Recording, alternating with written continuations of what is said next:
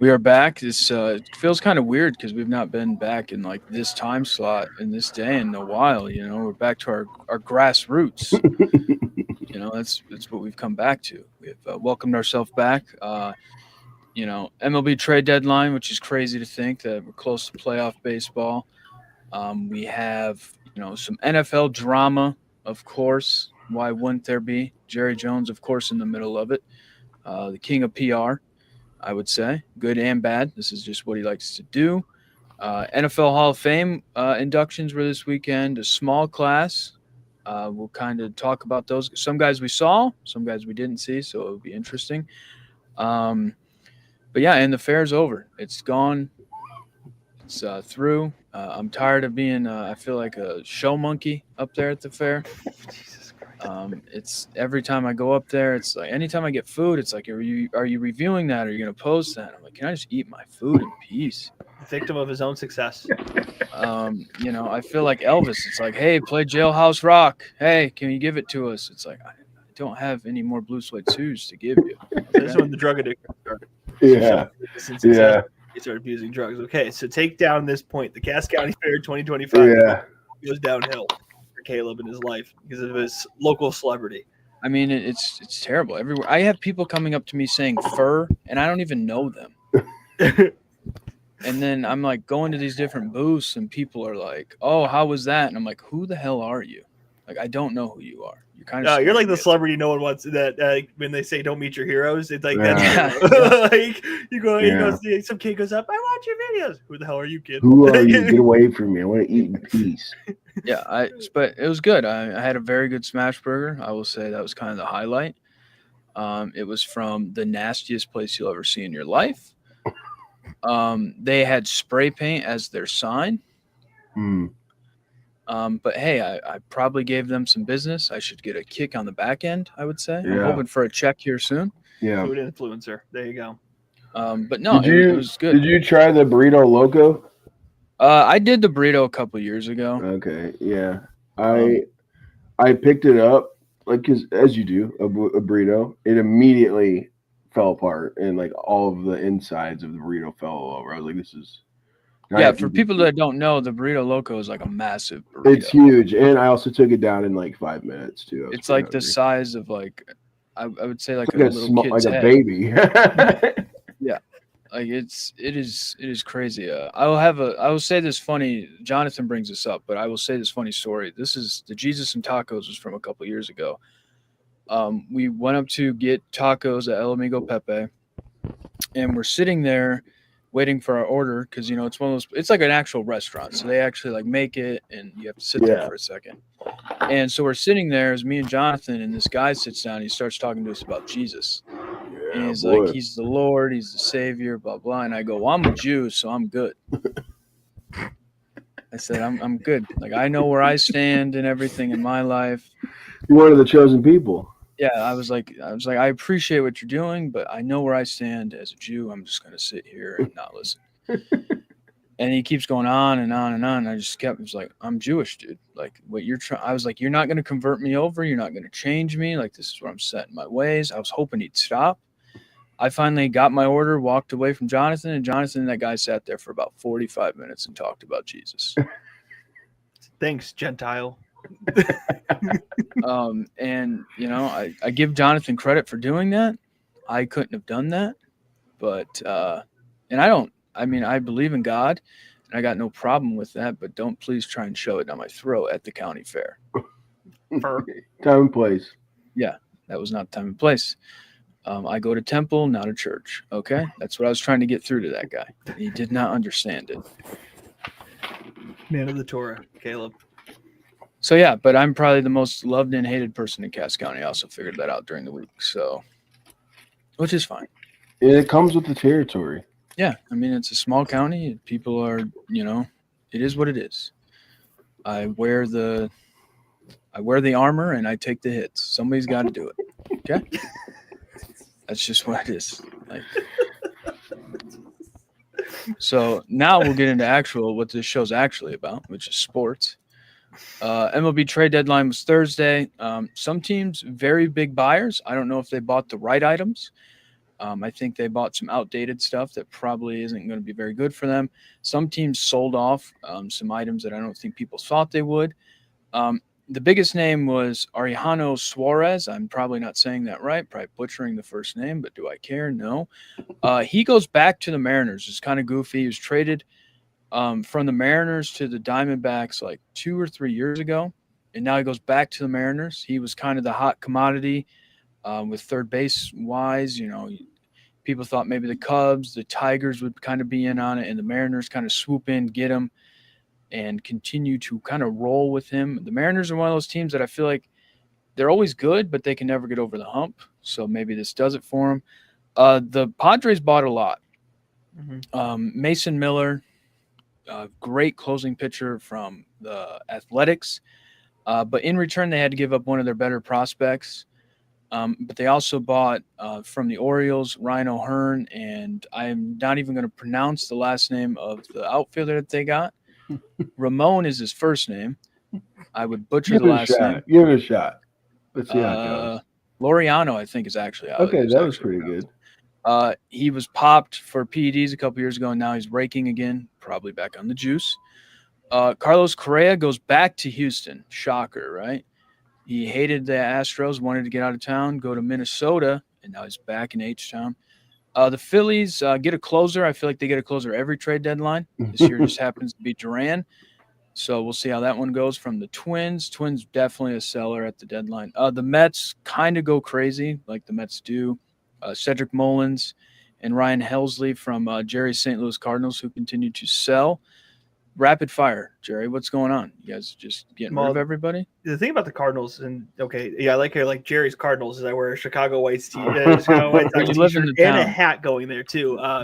But in this lovely city, it's very interesting with the Cardinals because this is a team that's franchise and organization that's not used to being sellers. This is second year and 3 that they've kind of played that at the deadline. Decent returns. This feels like as we kind of do and like bigger themes, and you go through some of these. Overall trades is that relievers were the hot commodity this year. And so the Cardinals had 3 that are sustainable, decent. Helsley, obviously the one that's your big name. He struggled a bit this year, but he still has a fantastic fastball. He's still a good closer. And they probably got what best he's going to get for him unless they trade him last year when he was on fire. So was he literally on fire? Well, his little intro was him. They would do Hell's Bells. And then all the graphics would be like fire with Helsley on it.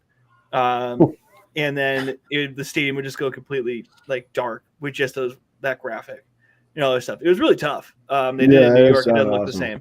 Yeah, that's cool. I just wanted to clarify for the viewers. He was not on fire. No, he's not, physically on fire, but figuratively on fire. I'm really glad that you now care, Caleb. So thank you for checking me. But yeah, relievers were really a lot of the top parts. So that's what the Cardinals sold. And it's just interesting to see the Cardinals, a team that is historically not a seller at the deadline in general, doing it for multiple years at a stretch. It's also fun watching Cardinals fans convince themselves that this is going to make their long-term future guaranteed better. As someone who does this every year, my team sells every year, damn near, you'll be all right. Like you may get somebody good, but probably not. But interesting time for the Cardinals, who just beat up on the Padres yesterday. I don't know what they did today. So, yep, that team will stick right around 500. Helsley's now a Met, and the Mets spending is weirder to me than anything else because now, historically, they'd never spend. And now they do. That's weird. Well, that's because they have Steve Cohen. That's all I know. Cohen does. It will take me about 5 years to recognize that they have an owner that does spend. But the fact that we have a graphic up here and the Yankees have less than the Mets in terms of spending on something is just wild to me. Well, it's just breaking tradition. Yeah. Well, the Yankees did spend. They got the biggest guy they got was David Bednar. We talked about last week. They got Ryan McMahon, but and they also got a couple other relievers, and every guy that they got in the trade deadline blew their first game. They all 3 of them blew up. They had like a big lead, I think, on the Marlins, and all 2 or 3 of the relievers they got blew the innings up, and they ended up losing the game. So David Bednar is shaky at best, some say. Big moments. This is where you get these guys from these smaller teams that are not very good. They haven't pitched in big moments. being Duran and Bednar. So that's what's going to be interesting. Now you get these guys where the Yankees they're kind of chasing the Blue Jays at this point. Mm-hmm. And then the last trade that I thought was very interesting is Brian Hayes goes to the Reds in division from the Pirates.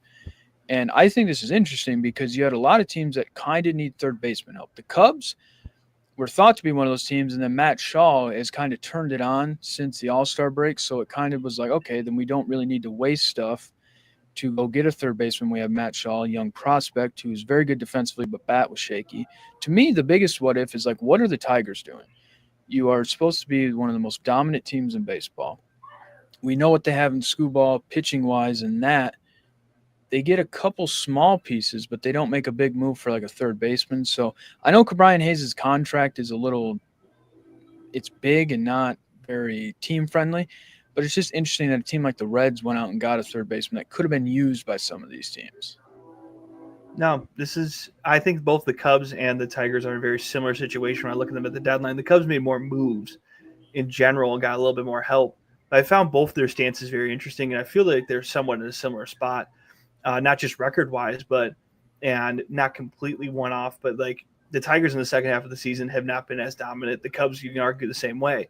But the Cubs, I'm not as, I would say, concerned. But like they have a weaker schedule, so I think they'll figure it out over time. They've played their hardest course of the year and got through it, obviously, very well. But neither of those teams made a lot of big moves and made the moves I think their fans thought they would make. And so I found that very, very interesting. While in the meantime, you got a team like the Padres that move like crazy. The one I still can't get over is the Twins. I get it. They weren't in contention, but they sold everything. You could literally swap out these two graphics you've had right now, Caleb, with just guys the Twins have sent. Yeah. And that was nuts to me because I saw this tweet. I forget who it was, or else I give it credit. And they go, if the Twins are trading off all these pieces, in theory, aren't they supposed to be good? Like if every other team wants your player, or wants these guys, shouldn't you be worth something? And that one will be interesting because, again, there are right here on this graphic, we're sitting at 2, right? On the other graphic, we had another twin. But, like, you could have just thrown – like, over half the lineup's gone. And, I obviously follow the AL Central a fair bit with my White Sox in there. The joke is now, can the White Sox catch up with them in last place, in the fourth division? That should not – did your return value that much? Did they get that much for their future is the question I'm very curious about. While obviously you have your big spenders, your middle spenders, I didn't expect Minnesota to sell that much. And like a lot of pieces, it's like what, Byron Buxton and a bag of chips that's left on like the Twins right now. And that's crazy to me. Yeah. I mean, they're one of those teams where they shedded some money with the Correa deal. And this is just how baseball is. You have these smaller market teams, these teams with lower budgets that are kind of selling off to all these bigger teams that spend more and have some prospects that these teams think they can use. And, the Twins are one of those teams where it's like, if we make the playoffs twice out of every 5 years and maybe win a division, we're happy with ourselves and we maybe go on a playoff run. So they're like, okay, now we'll just kind of reset for the next 5 years and see where it goes then. So yeah, I mean, but I think what's like the Cubs is, I was talking to Creepy Photo Nolan Mark about this because he came up to the fair on Friday and he's a Cubs fan just like I am. And, I think more likely when you look at the Cubs is like Kyle Tucker's not going to get re-signed by the Cubs. So they didn't want to go out and spend in prospects wise to then dismantle potentially somebody who's going to fill Kyle Tucker's spot or, give up things when they're going to lose somebody like that, instead of paying him, 40, 50, $60 million. So I think the Cubs kind of looked at it and said, we do these lower end deals. Like Willie Castro from the Twins is like a utility guy who can kind of play all over the place. You get him, you make a couple moves for relievers. What I wish they would have gotten a starter, but there really wasn't too many starters available like people thought there would be with this. Like you alluded to, Jerry, it was more reliever heavy. So yeah, but I mean, all in all, these deals sometimes I feel like they're either very, very good, you're going to win the World Series, or you're just going to be terrible. And, the next couple months will tell, but there are some teams out there that are making some big, big swings. And I'd say the Padres in a division with the Dodgers being like, no, we're not afraid of you. We know head to head we can beat you. Now we're just going to go and spend and make our team even better. No, it is one of these things that it does separate, the water and oil here on like who's really going for it, who's not, and all these other things.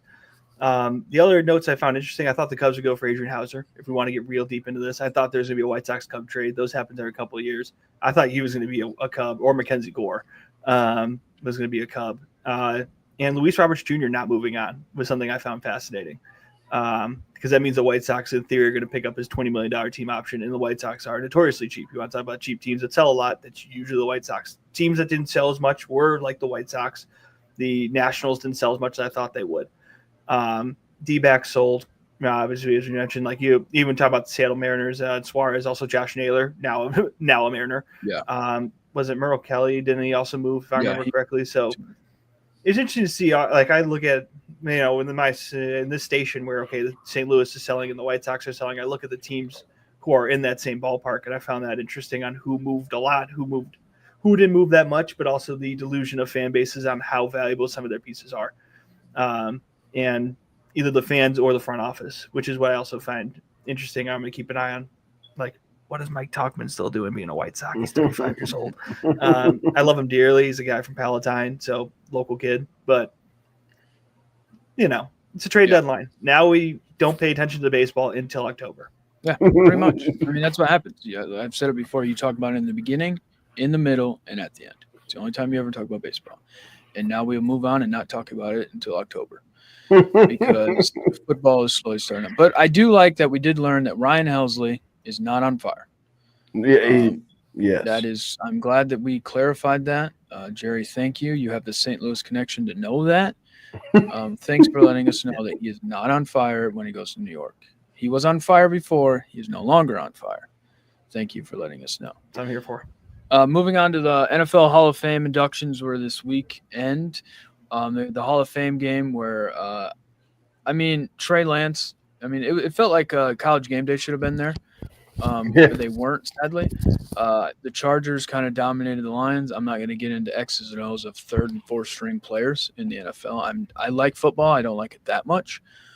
But the whole point of that was for the NFL Hall of Fame introductions. You had cornerback Eric Allen, played back in the day, late 80s, 90s. Jared Allen, who was menacing as a Bears fan for many years, and he came over and played for the Bears. He also took a jab at the Bears during his introduction when we gave him like $8 million when he was like 40 years old for 2 years. That was terrible, but we helped him out, and he's going to take a jab at us. Also, number 69, you don't see that very often. Tight end Antonio Gates, which I could make an argument until Gronk came along. In my opinion, he's the best tight end I've ever watched. Funny story about him. He was a basketball player, originally went to Michigan State, argued with Nick Saban that he was going to be a basketball player. Nick Saban told him, you're a football player, and you're going to be a very good one at that. Nick Saban refused to let him play football and basketball, so he transferred to Kent State, played basketball, and then ended up being a Hall of Famer in football. So Nick Saban knows maybe a little something about football, which is crazy to think. And then Sterling Sharp, wide receiver from the Packers, whose career was sadly cut short due to injury. His brother is, of course, Shannon Sharp, who's in the news for it seems like anything nowadays.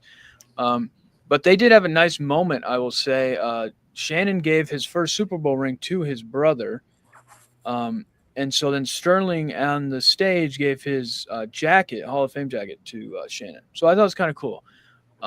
Their story is actually crazy too, because they came from like literally nothing in the South and like had to like pee outside and slept on dirt floors. And now both of them are Hall of Famers. I think the only brothers to be inducted in the Hall of Fame ever. But small class, but still it's cool to go through the history. And now it shows that we're getting older because we have guys that we watch and like 10, 11, 12 are now in the Hall of Fame.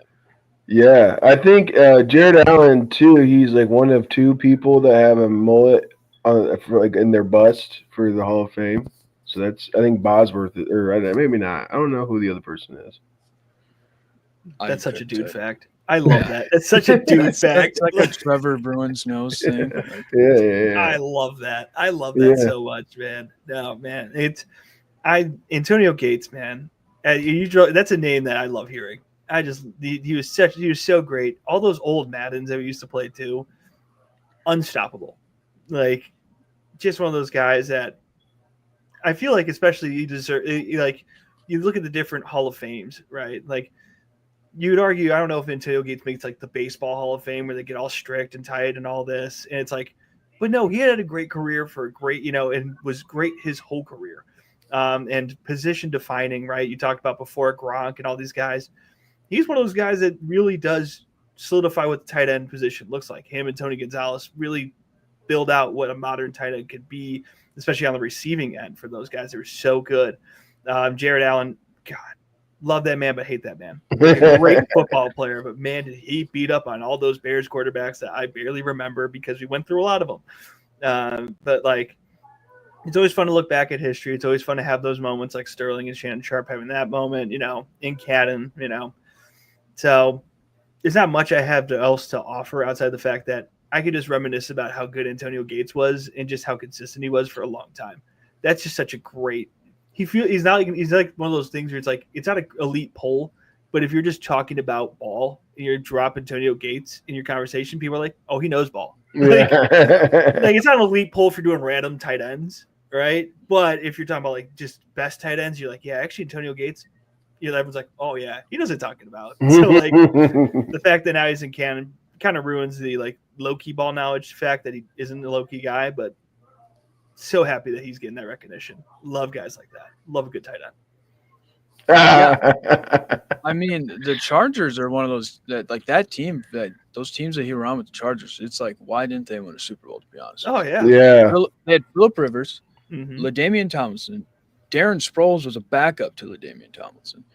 Antonio Gates, you had Vincent Jackson at wide receiver. That's like you want to talk about deep. Just they were a very good team. They had Sean Marion on defense. So I mean, one of those teams that should have won. I have some guys that are eligible for next year's Hall of Fame. If you guys would like to hear some of those, names. This is really going to make you feel old. Drew Brees. Oh wow! Yeah. Larry Fitzgerald, Jason Witten, Frank Gore, Phillip Rivers, Marquise Pouncey, gang, Todd Gurley, LaShawn McCoy, Trevor's boy. Yeah. Dez Bryant, throw up the X. Julian Edelman. Wow. He's just a gym rat, Yeah. Thomas Davis, Geno Atkins, Alex Smith, Darrell Casey. Clearly some of those guys won't Alex win. Smith, yeah. Well, I think didn't Eli get snubbed this year too? If you want to talk about people who could be. Yeah. So to me, Eli, can get in next year, which would be interesting. I also think Adam Vinatieri, he kind of got snubbed this year, in my opinion. I mean, how do you not have Adam Vinatieri as a first ballot? So it's guys like that. I'll try and figure out who else, but yeah, it's crazy. No, yeah. Eli Manning being a Hall of Fame snub is not a question. Is not a sentence I thought I'd be saying in my life. I never thought we'd get this far. Yeah. No, here we are. Yeah. Oh, Luke Kuechly was also got snubbed. Oh yeah. Yeah. So he has a second chance at it again. So yeah, I think next year's class it could be. I mean, Drew Brees, Larry Fitzgerald, Jason Witten, and Frank Gore to me are all locks. Yeah. Yep. I mean, those four guys, Hall of Famers. And then if you had Eli, Phillip Rivers, I think if you didn't give Eli into the Hall of Fame, the first ballot, Phillip Rivers is definitely not a first ballot Hall of Famer. I think it's a Hall of Famer. It would be funny because they were the picks that got traded for each other, right? Yes. And they get inducted into the Hall of Fame together. Yes. So yeah, it is very interesting. I know the NFL has gotten some flack for their Hall of Fame over the last couple. Trevor, do you have just like a gallon of water? Gotta stay hydrated, boys. It's 7:30. Are you going to be able to drink that by the time? Oh, dude, I'll hammer this thing down, Caleb. Don't you worry about it. I'll keep you updated. So I know the NFL, has gotten some flack for their classes and like who's a Hall of Famer or not.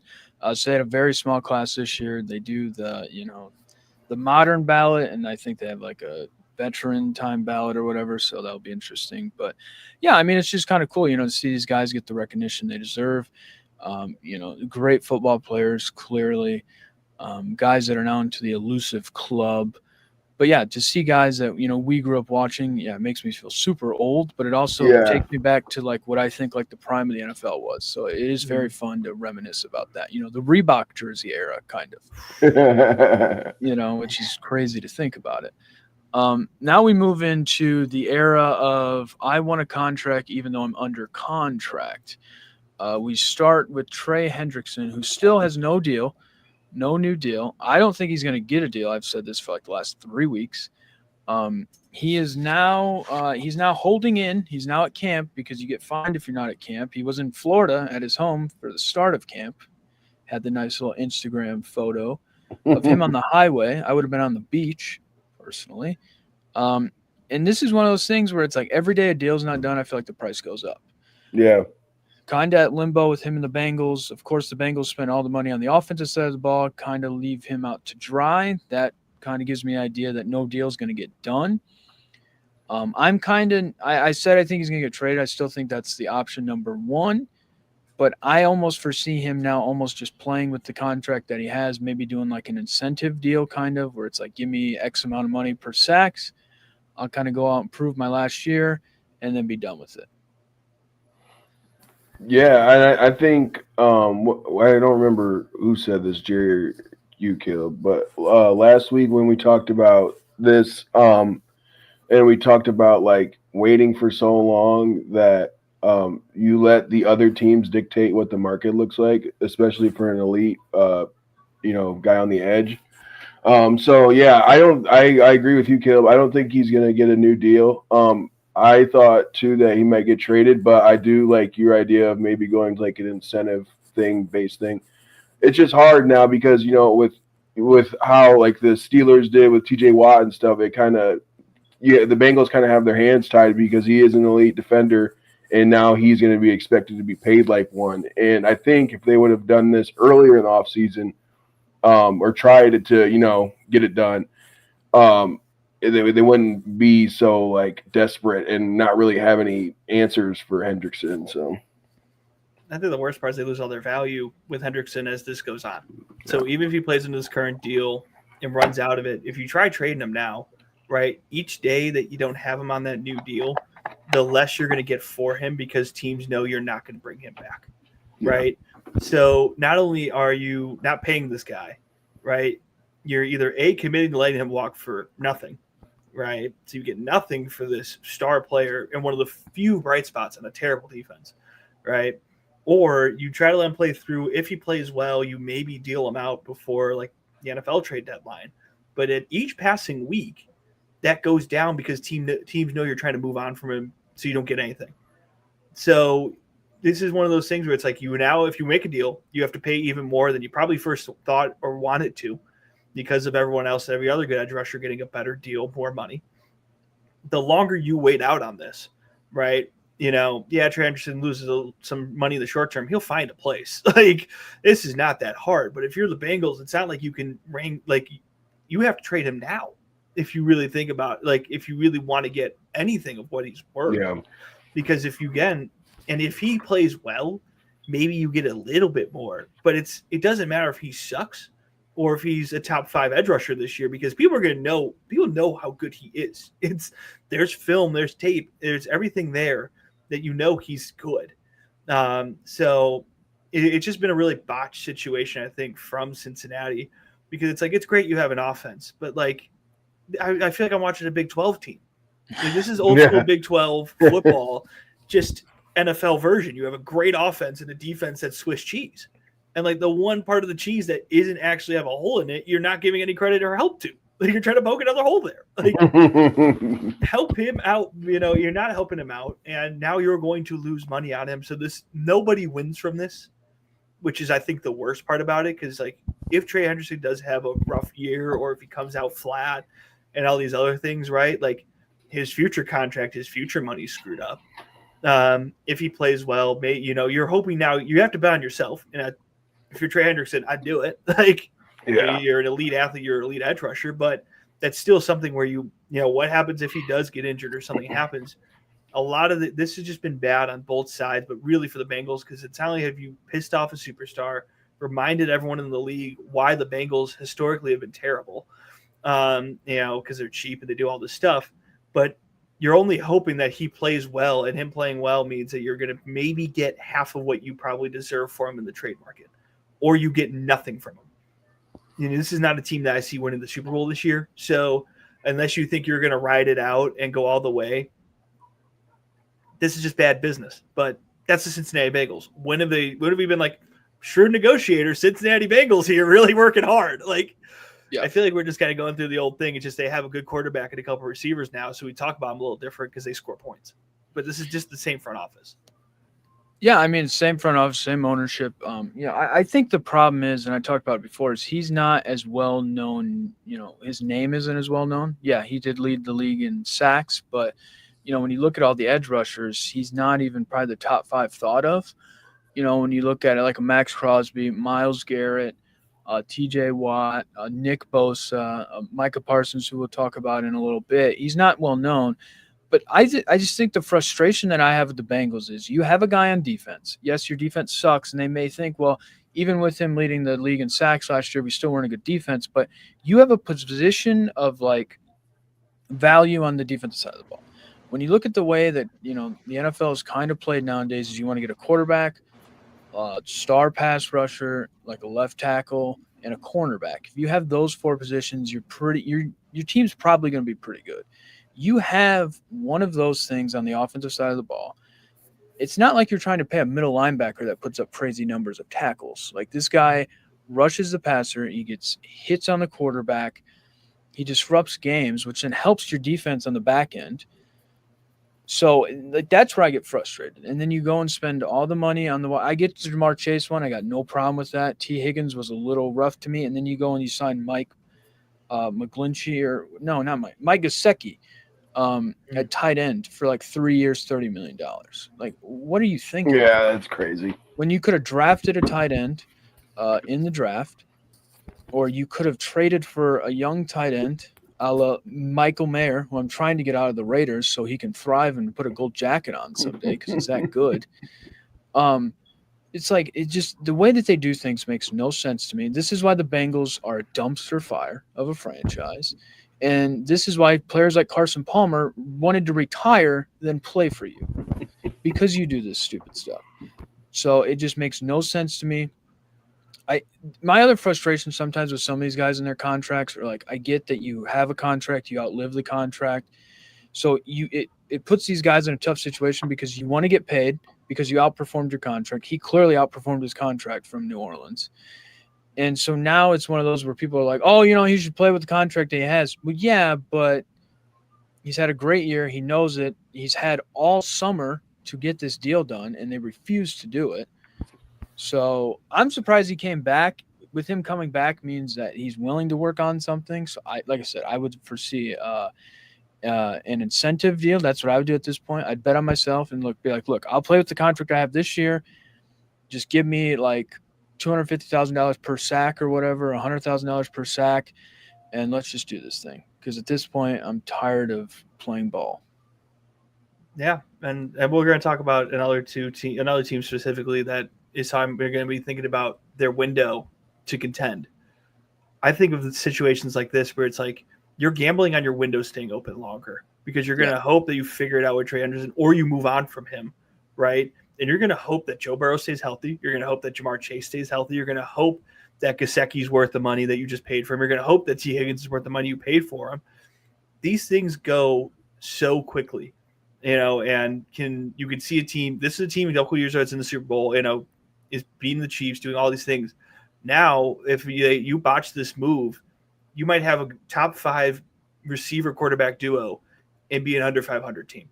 It's just that hard, and that's what I think is even for Bengals fans specifically. I feel for you with teams that have terrible ownership because you finally had something that's fun, and you still have a fun thing. The one nice thing about the Bengals, pick any guy from their offense, they're going to score because their defense can't stop anybody, so they're going to have the ball a lot, right? Congratulations, Mike Gesicki might be a sneaky tight end pick, right? Because he just might get the ball a lot. But if you think you're going to win games 55-56, again, may I introduce you to Texas Tech? May I introduce you to the Big 12 Conference? Honestly, the Bearcats are a Big 12 team, right? So there you go. Same city. congratulations. But the Bengals are hoping that their championship window with their offense is open long enough to deal with this. In any team that tries doing that, I feel like fails. They're like, oh yeah, we got time, we can be fine. It's like, no, you don't get this often. You don't get a chance at a window. You don't have talent for windows all the time. Take advantage of it, and they won't. But Caleb, I think if I remember, our next team we're going to be talking about is trying to open up the championship window, and a star player of them is still trying to move out. Yeah, that is very true. And before we talk about this, I'll bring up another wide receiver. Creepy photo Nolan Mark said Larry Fitzgerald is a first ballot Hall of Famer, which of course he is. I think he has more tackles on interceptions than he has drops in his career. Yeah, that's crazy. And his son is committed as of right now to play at Notre Dame. So pretty cool. So now moving on, I will say real quick about the Trey Hendrickson thing before we get to Terry McLaurin here. Is the Bengals had a chance to probably save themselves probably $10 to $15 million by being the first ones to get the deal done at the beginning of the offseason, and now they're like 4 or 5 behind. So that's their own fault. That is why they're a terrible franchise. And as a Bears fan, I can say that because I know what terrible franchises are all about. That's a terrible franchise because of stuff like that. You could have saved yourself. You could have set the market multiple times and you refused to. And now you may get screwed in the next week or two with another guy that we'll talk about later, potentially setting the market before you. So that's my rant about the Bengals. Now on to the Commanders. Salute the Commanders. Terry McLaurin, Scary Terry, some call him, out of The Ohio State University, is now requesting a trade. He came into camp wanting a new deal. I don't blame him. He's been a very good receiver. Sneaky good for many years, even when he didn't have a quarterback. Now he has a quarterback. He kind of reminds me of like Mike Evans. Mm-hmm. Where he didn't have a quarterback so long. Now he gets a quarterback and everybody's like, oh, this guy's pretty good at football. It's like, yeah, he's been pretty good at football. He has no new deal, so now he's requesting a trade. My thing with this one is it's like Jaden Daniels is in his second year, which is a rookie contract. That's what all these teams want, and that's when your Super Bowl window should really be, when they're on the cheaper deal. So, and your quarterback, he needs him. I get you have Debo and you've done some other things, but you need a guy like Terry McLaurin on your football team. Why is this deal not done? And, the Commanders have had such great stride since getting rid of Snyder as their owner and kind of rebranding this team and, getting the new stadium deal in DC and all that. And this is a no-brainer yet again to me to be like, look, your quarterback needs it. You have the window that everybody's looking for with the cheap, young rookie quarterback who's very, very good. It's not like going out and bringing in a star wide receiver. You already know how your young quarterback works with him and how he helps him. I just don't really understand this. Now, this is one of those things, a deal could get done tomorrow, but it's just kind of goofy to me that this is taking so long. And now he's like, I want to request a trade. Yeah, I think too, like you said, they were so good, specifically at the end of last year. And he was like a huge part of that. So this is, like you said, they got Debo and stuff, but I think this would be a huge hit if the Commanders end up losing Terry, because that's also a guy who's been there for years. He's like kind of the face of the franchise before Jaden Daniels was, because quarterbacks usually will assume that role. But he was kind of like the Commanders guy, and to see him not get this deal, I think is crazy, because I like what you said earlier, Caleb, too. He has always been good. I mean, there's an argument that he could be, top 10, top 5 receiver in the NFL. This is good for me though, because I'm an Eagles fan. So if I don't have to play him twice a year anymore, that would be nice. I find Terry McLaurin's situation so much more fascinating too, because Terry McLaurin was with you when you were bad. Mm-hmm. Like, there's something to be said about having those guys that have bummed it out through the 18 different quarterbacks, through the Dan Snyder chaos, goofiness, going from the Redskins to the Commanders, like all these things. And I think the harder part here is, like, just a minute ago, we were talking about elite edge rushers, which don't grow on trees. The harder part now with receivers I feel like it's easier to get an elite or top tier receiver, like in the draft, or for way more cheap, because receivers have been the hot position, right?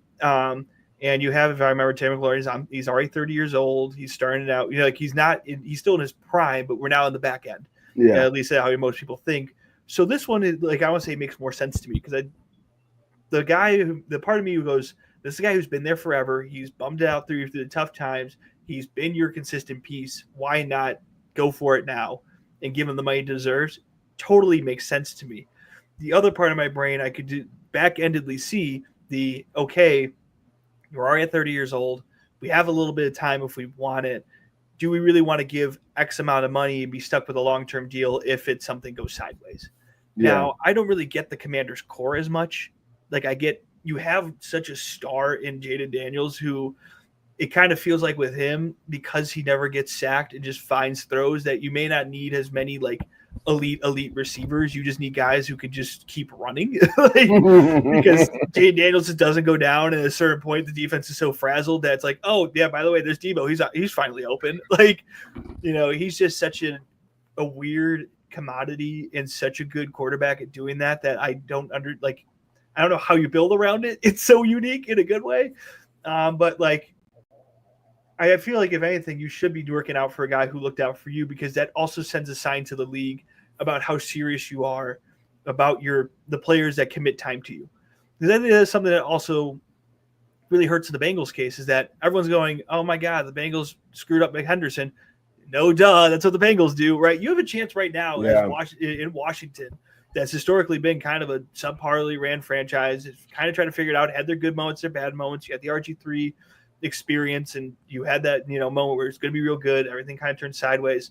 You have a moment to kind of rewrite yourself a little bit here with the rebranding, all these things, and now this is a chance that you could see that going sideways, where you have your guy who's been a star piece, the guy before Jaden Daniels, and was a key piece last year to him being such a good quarterback, and then you're like, I don't know if we want to spend a couple extra $1 million. No, take advantage of this. Like, take your shot, go with it, because and then also you could probably line these up where you can end Terry McLaurin's contract when Jaden McDaniels' rookie deal is up. So you can go, hey, all right, Terry, you're 34, you're 33 now. We're going to move on. And you can pay Jaden Daniels and not be in such a screwed situation. So all that to say, I don't get it. But this is out of the three, the one I get the most. But it's still not that much of a sense. I don't make that much sense of it. Yeah, so I think too, maybe as the Commanders, something that they're thinking about is like, yeah, they were really good last year, and it's like I said towards the end. But maybe they don't want to like panic and give this dude a giant deal or whatever. Like you said, he's 30 years old, and then like it doesn't pan out. Like, because I could see them being like, okay, this next year, we made it to NFC Championship, we're gonna really push for like a Super Bowl or something. And then if that kind of falls flat, then they're just stuck with this, 31, 32-year-old wide receiver who has this giant deal now. So I kind of agree with you, Jerry, that this does make the most sense out of the three. Yeah, it's really weird, too, because I get this, probably why Terry McLaurin's like, look, he's frustrated with it, because it's like, we were very good last year. I've been here forever. I've been through the dumpster fire. I've been through the Redskins. I've been through the football team, and now I'm a Commander. I've been through it all. And then you bring in a guy like Deebo Samuel with an already big contract, who's older, who hasn't produced in a couple years. And you're like, hey, look at me over here. You know what I mean? It goes to like the girlfriend that's there when you're at rags and then you become riches. It kind of feels like Jeff Bezos to me. That's very much what this feels like. Terry McLaurin is Jeff Bezos' first wife. Deebo Samuel is Lauren Sanchez. This is what this feels like. Big Venice guy, Deebo Samuel. Wherever they got married in Italy. That's just what this feels like. So I think he comes into it and he's like, screw it. Like, you're not going to give me this deal. I've been here. I've busted. I've put blood, sweat, and tears. I've helped this rookie quarterback you had last year. And to me, if I'm the Commanders, I'm going to try everything to make Jaden Daniels not have a slump like CJ Stroud did. Yeah. So I'm going to be like, hey, like, yes. Like, let's make this guy happy. Let's get this deal done. Like, why are we going to deal with it? So it's goofy. It's one of those things that it's like you're trying to be a great franchise, but you do stuff like this where it's just weird. But I don't know. We'll see. The NFC East is kind of giving it back to the Eagles easily as we move on to a team that's always in the news, even good or bad. That's just who they are. It's the DNA. It's publicity. It's Jerry Jones. It's the Cowboys. And now they have a problem with Micah Parsons, who now wants out of Dallas, doing a long social media post because he doesn't have a new deal yet. And Jerry Jones saying, look, don't worry about it. Like, we're going to get it done. Mike Parsons pretty mad at the fact that Jerry Jones does these negotiations kind of just player in him. They don't really involve the agent. Some people say that feels like Jerry Jones has been able to take advantage of people, which I would say that's a joke because look at Dak Prescott's contract. Because, Dak is very whack. He is you're whack. going to, no. This one is, to me, this is all PR. I told you guys before this. This feels like PR to me. Jerry does this where he drags this stuff out. And then, the day before the season starts, it's like, oh, we got this deal done. We love Dak Prescott, and he is now a Dallas Cowboy for life. It's like, this is what he does. I mean, after they won the Super Bowl in the 90s, they literally didn't have Emmitt Smith for 3 games because he refused to pay him.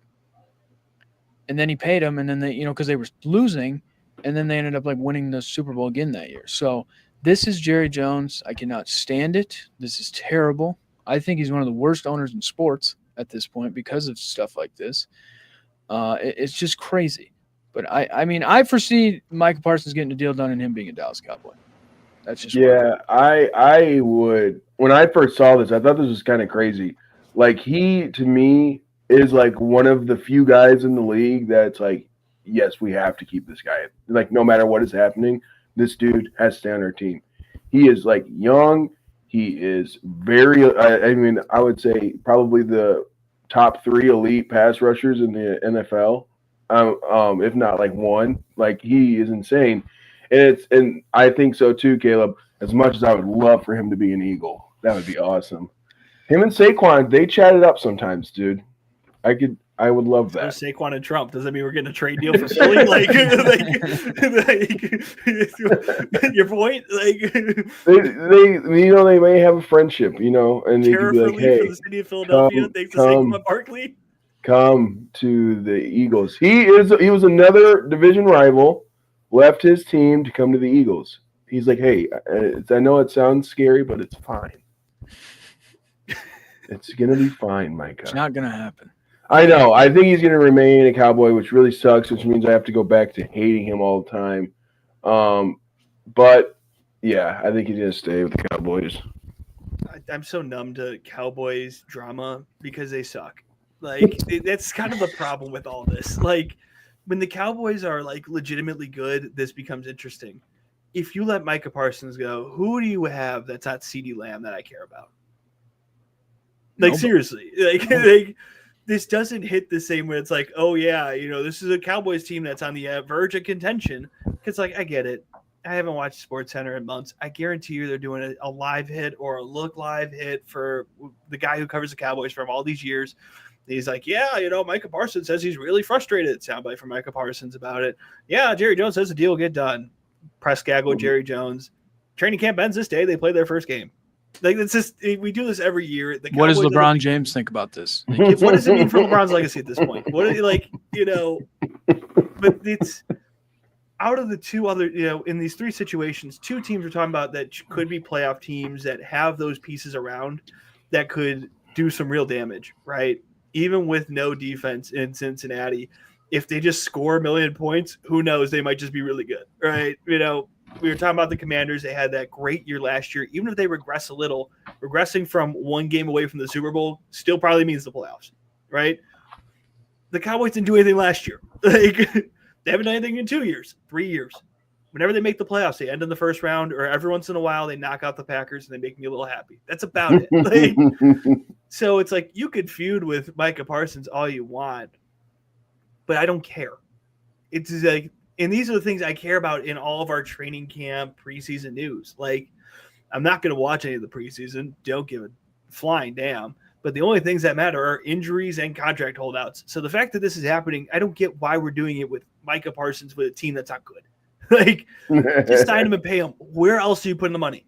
Yeah. And the only thing I could see, and I don't know if Jerry Jones is smart enough or anyone in that front office would be bold enough to do it, is if you just blow up this team because they're mid and you use Micah Parsons to get a hell load of draft picks and players, and then you tank it out. But I don't know if the Cowboys have that type of ability to do that because they're America's team and they have all this. They can never truly suck, right? There has to be some type of product or else the Cowboys aren't the Cowboys. They're not a team, like, as much as I hate to admit this, the Bears could do this. They do it all the time. Like, hey, we're just going to tank. We'll find the right quarterback. You never find the right quarterback. You go through that cycle. You try again. But, like, even in Chicago, you can get away with it. I don't know if you can get away with it with Jerry Jones in Dallas, which also then makes this, to me, I care even less, because it's not like I think Micah Parsons is going to get traded. And if he does, there's no way they rebuild.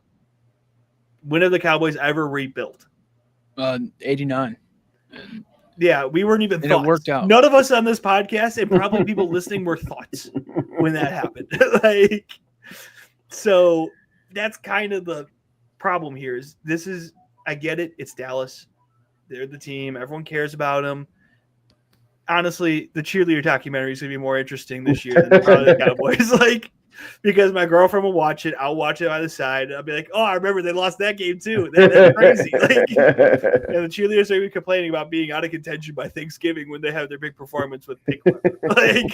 like that's so who cares? Like, and if he signs a deal, it'll be way too bloated. They won't be able to move on from it because they have no timeline, because they're just going to be eternally mid.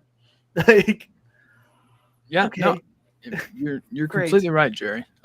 Another reason they can't rebuild is because Jerry Jones is like 1,000 and he wants to win a Super Bowl very much. Like, that's the other problem. They're stuck in that limbo. I mean, without a doubt. But no, this is all PR. Like, but it goes yet again back to a smart franchise. And I hate the Eagles, but I'll bring the Eagles in. Is they've done very well with their contracts. They've gotten ahead of everybody's deal. And then they end up winning because they have a bunch of these good players. So everybody's just kind of happy to be there, even with the contracts they play on, because you want to win. That's how you go out and get a Saquon Barkley with the team that you have. So yet again, the Cowboys are kind of like the Bengals here, where you've lost yourself $10 to $15 million because you didn't get this done when you could have.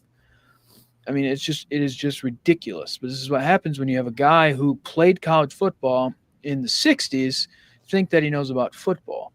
That's the problem. Jerry, I think this would be very interesting, though, if he's like the Herschel Walker of this era. You trade him, get a bunch of stuff. You suck the next couple of years. You get like an Arch Manning, like your Troy Aikman, and you kind of build this thing up. I think Jerry's onto something there. If he does that would be the one thing that makes sense here. Truly. Because, okay, Dak Prescott's what? He's also in his 30s, right? You have a big deal there. You could probably move on from that point. But, like, Micah Parsons is the one thing you have that you could build around.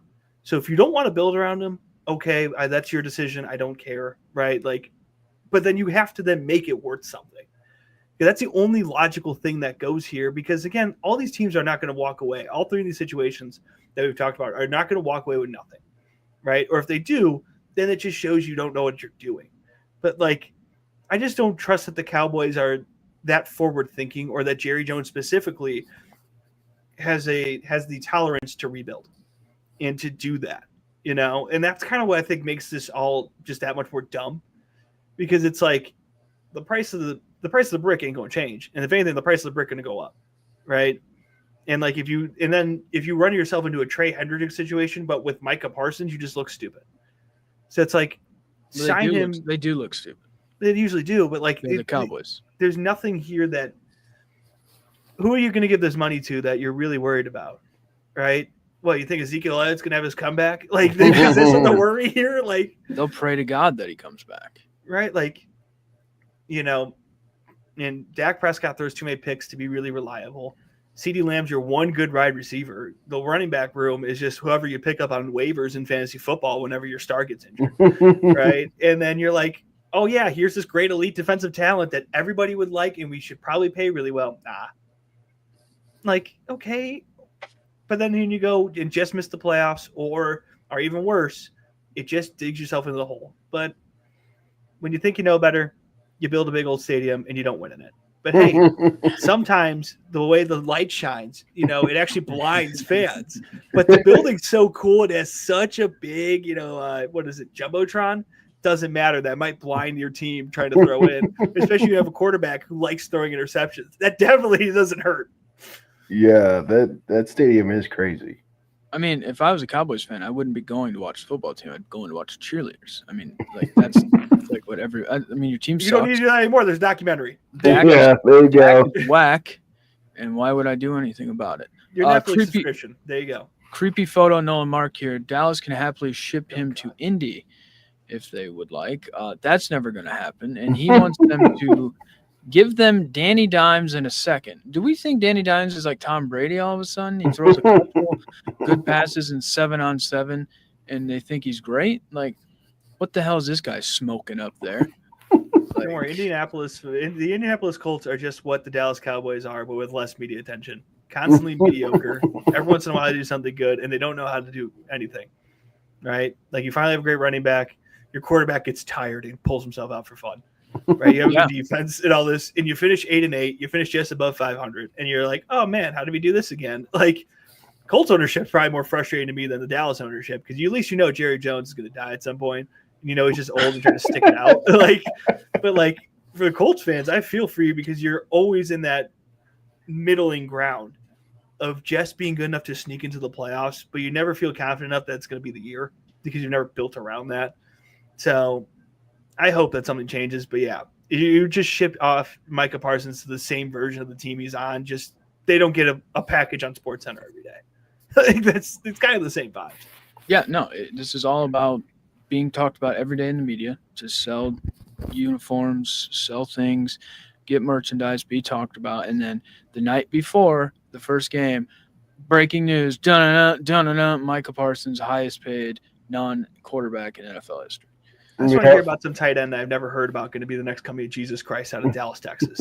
That's what I miss. I miss stupid, long shot guys, but because they're on the Cowboys, they're going to be the next Hall of Famer because, or that Dak Prescott's got it. And that's the stuff I generally despise. I might block all the Bears writers until week 1. And that because I don't care if Caleb Williams misses throws in practice or if Luther Burden's good or bad. I don't care. But in a weird way, I kind of backhandedly missed the fact that we're just not getting stupid Cowboys hype, but instead we're talking about their star player leaving when he's not going to leave. Just a waste of air and space. To be fair, though, the just this article, the headline of Micah Parsons requests trade or whatever, brings me so much joy. Sometimes I look at it when I'm feeling down, and it brings me so much joy to see that their best player doesn't even want to be there, but allegedly, right? Yeah. But it's a police report. I mean, you look at that rumor, creepy photo Nolan Mark looks at Livy Dunn. Look at this guy. Just thought see Livy Dunn kaboom at card show. This guy is obsessed. Thank God there's not a Netflix documentary about her, because he'd probably watch it all the time and have sore arms and maybe raw hands. Oh, here you go, Jerry. He's taking a little shot at you. We will be back, Jerry, and I'm a believer. Yeah, well. Makes one of us. Yeah, Anthony Richardson, I wouldn't go far with that guy because he's going to get tired. That's just where you're at.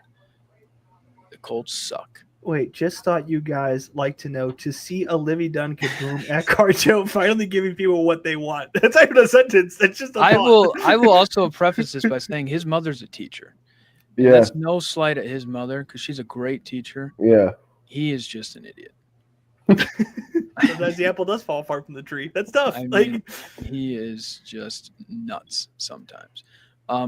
I will also talk about next week. We'll bring this up right now. We'll also talk about it at the end before we leave. I know there's something that Jerry wants to talk about here because I feel bad for Jerry. He's gone back a couple years with some things. Next week is going to be our college football preview. We'll do that next week. We'll break down some stuff. We're all getting time to go through conferences, what our playoffs are probably going to look like. We'll probably pick our 12 playoff teams, who we think is going to win the Heisman Trophy, that kind of thing. We'll do that next week, do a little deep dive on different stuff. Pretty exciting. It is getting closer. Every day, something's going on at Notre Dame football camp. I'm watching about getting excited and then also not excited, potentially with the quarterback situation, but we'll figure that out. Yet again, I agree with Jerry. You can't take everything in. You got to just let it roll off your shoulders. So yeah, that'll be next week. We'll be talking about that. Here you go, Jerry. Yeah, Jerry, lots of cells gone. Game recognizes game. Game recognizes game. This guy is just living his best life. But that will be next week, so we will deep dive into that. Probably talk about some headline things if something happens, if Micah Parsons is still requesting a trade or not. But then we'll deep dive college football. That's what next week's show is going to be about. I don't care if it lasts 6 hours. We will do the show and break everything down that we can to the best of our abilities. So, Trevor, bring your notes. You need to talk more than 10 minutes. Damn it! Yep. Trevor's like the guy that sits in the back of the class that he doesn't think the teacher knows, and the teacher knows exactly who he is. Trevor didn't do the reading assignment again. Here we are. Nope.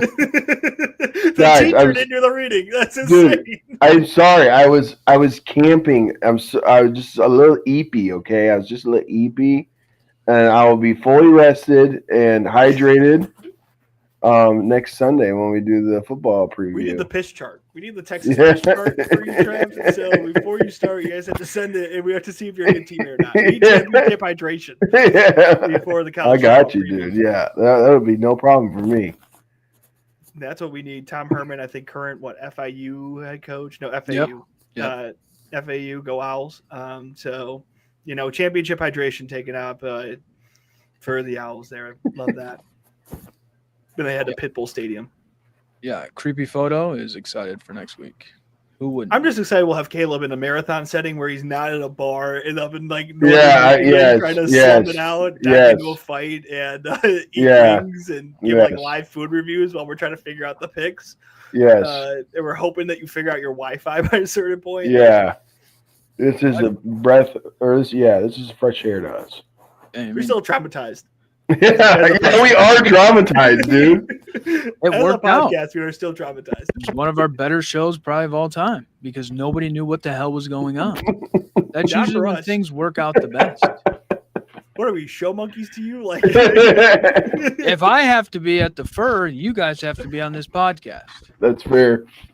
You complained about being at the Fur, Mr. Celebrity. I said I got tired. I got ran out. It was just it burned me out a little bit. Okay. 6-7 days of that is different. I mean, it's not what I'm used to. I may have went down a couple classes, and I'm not used to that. I live my life at a certain standard. Yeah, and unemployment will do it to you. Yeah, it does. It was the slums, man, and it's just not what I'm used to. The smells, like, are you kidding me? Like, I'm just not used to that. I'm used to Febreze and Downy and being clean. Yeah. You wonder why people look at you a certain way. You're like, yeah, the big fair or the big fur we put on every year. Yeah, it smells terrible. It's low lump scum. Like, the food's bad. Everything sucks. I'm tired of people coming up to me. Like, it's just it is what it is. Like, this is just I'm feel like I'm just that. I'm the old burnout actor that's just sipping alcohol and just, mad at the world. And someone's coming back to revive my career and give me an Oscar nomination. Like, that's what I'm waiting for. Yeah. waiting for the joy back in life. Jerry, how's it feel going back to 2024? Oh man, yeah, this is a perfect way to end the show. We want to talk about the glory days. We want to talk about the times. This is where, back in 2024, me and Kayla were barely friends. We didn't even know what life was like. Co-workers. We were co-workers. Just co-workers. We shared the same space in the lovely WND newsroom. But that's also one of the most recent texts I have on my phone is from the start of the year in 2024. I want to thank Apple personally for this lovely phone, which I think the sticker on this phone, which is coming apart, it says, shh, it's a secret. You couldn't tell the first half because obviously it's all kind of ripped up. I think this sticker is older than some of it was actually newer than some of the text messages that are in my most recent because Apple Maps in its genius and its entirety was taking up 50 gigabytes of space on my iPhone. Couldn't tell you why. I had 0 offline maps. Anything you could think of why I would have 50 gigabytes of space on my phone outside of the government's tracking me. They're saving it on my phone at this point. It's probably not the case. So, so I go, that's great because I'm running out of storage for some reason. As someone who doesn't store a lot of things, I have 5,000 photos in about 10 years of like an iPhone. I don't take pictures of myself. I look terrible. So like, it is what it is. So I'm trying to figure out why my storage is all screwed up. And I'm going to try to back up my phone because I know I'm going to have to reset at some point because Apple, and it's also genius, is like, you can't delete that. You gotta have the app. You can't delete that. No, we need that. Like, so that's great. So I try to plug it into this computer that I'm using right now. The computer tells me you can't access your phone unless you update it. Because I was on like iOS 18.5, and I guess there's in 0.6. Well, you know who needs 12 gigs of space to then download said update? This guy. So I'm in a great Apple conundrum. So I tried putting everything on my iCloud, including all of my text messages, which were, to be transparent, about 17 gigs. Now, mind you, this is years of text messages that have gone on from phone to phone. So I put it all on my iCloud, my contacts, all this. And they're like, okay, you've synced everything up. I'm like, great. Guess I'm going to have to reset this phone, whatever. I reset it. I finally figure out my iCloud stuff, which is also another fun thing. They're like, hey, we sent a message to the phone that you were last using. And I'm like, no, you didn't. I'm on it. Like, that's wrong. So they're trying to act like I'm hacking into my own iCloud, which is always a good time. I finally get through all these hoops, all this stuff. I look at my iCloud storage. It's about 17 gigs of message data. And I'm like, okay, it'll take a while to get there, but should, right? We left with 17. We come back with 17. I sync everything back up. And then one of the most recent texts I had was from my lovely mother to the local Bohemian restaurant, which we were celebrating New Year's Day at in 2024, which means I had lost every text I had done since I moved from Mishawaka, Indiana to St. Louis. It's been over a year now. This podcast, I did not have either Caleb or Trevor's number. The only reason I have Caleb's number still is because I share my location with him. So, I've actually backhandedly got his number. I'm missing countless group text, countless other things from that. And then it also includes contacts for like my bosses at my new job and the old job and so many other things. So God forbid if you don't get a text from me, not that anyone who listens to this cares. That's probably why. But I just want to thank Apple again for being a wonderful company that just, even though to this day, right now on my phone, there's about 2.5 gigs of message data that's on this phone, the one that has the secrets. Well, about 15 gigabytes of secrets are sitting in my iCloud somewhere that I cannot access because even though it says I have 17 gigs, mind you, again, of text data, the only place you can get your text from, like your messages, is on one of your Apple devices. And I either have a laptop, which actually, this is my girlfriend's lovely laptop that I'm using. The one below it is mine that I used in college. It doesn't work. So like that kind of striking out there. And I have nothing else. I have this and an Apple Watch, so which has a great tan, might as well we're on the tangent. Good tan, at least I got that going. But all that to be said, I'm just so happy to be a part of the Apple family and to pay extra money to have 120 gigs of iCloud storage, 60 of which I'm still not using, just so I can access at least 15 gigabytes of that. Because why not? That's just how it goes. I mean, I have a couple things. If Steve Jobs was still alive, this wouldn't have happened. True. And then does this make you an Android guy now? No, because I still am using this thing. Like, it's not like I've ditched it. No, it still works. Like, no, this other stuff. It's still how I liked your message today saying 7 p.m. Eastern. Liked that message. You knew I was going to be here. So it's not like I've completely sold off. And also the point, because Apple's just so good at this, because I have so many Apple products, trying to then transfer everything to a non-Apple product sounds like living hell when I can't transfer within products properly.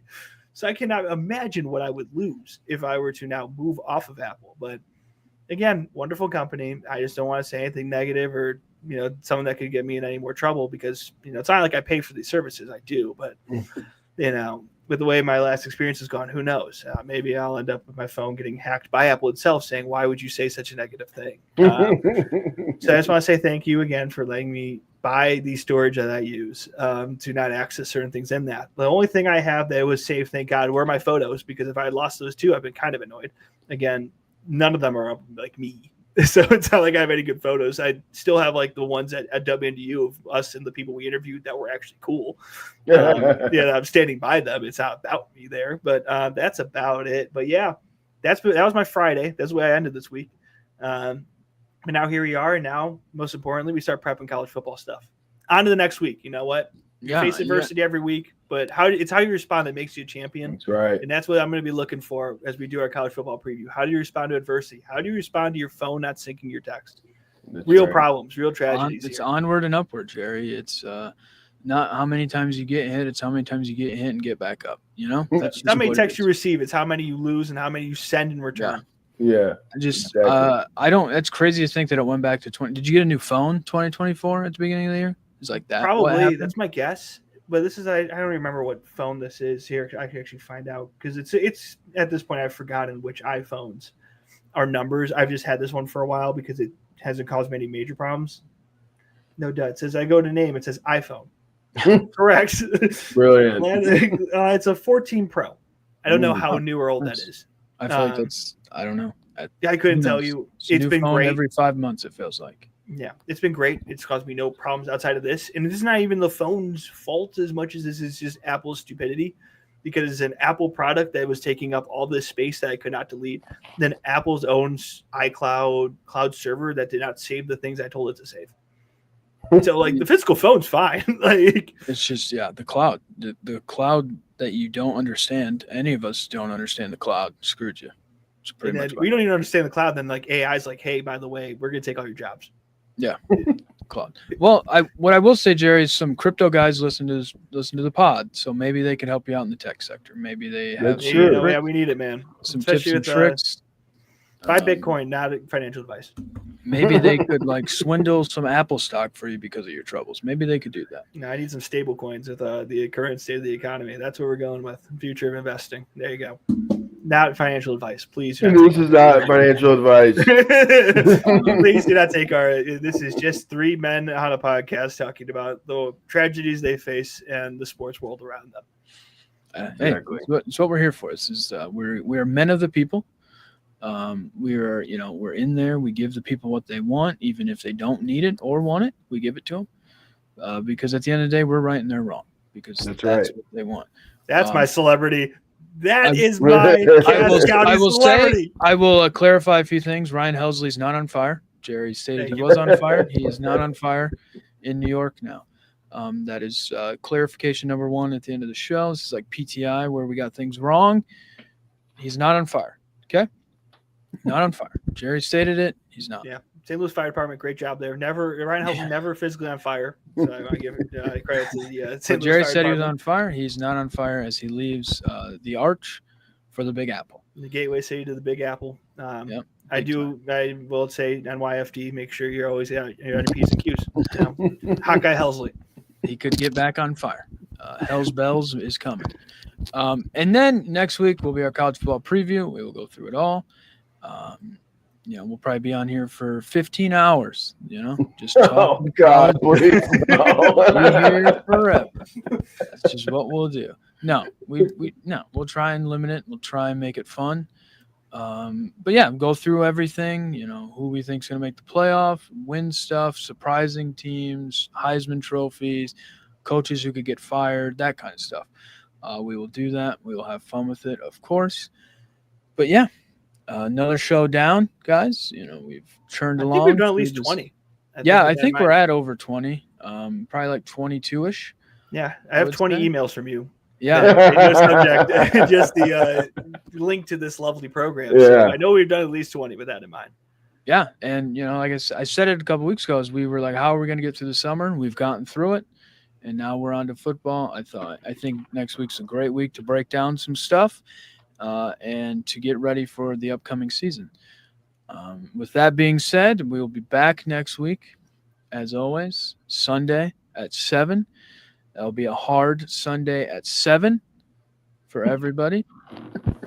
Trevor will talk more than 15 minutes. Yeah, I'll be hydrated and well rested. I would hope. He'll have notes, I would hope, as well. Yeah, probably. Maybe. Yeah, okay. Over under on if Trevor will have notes.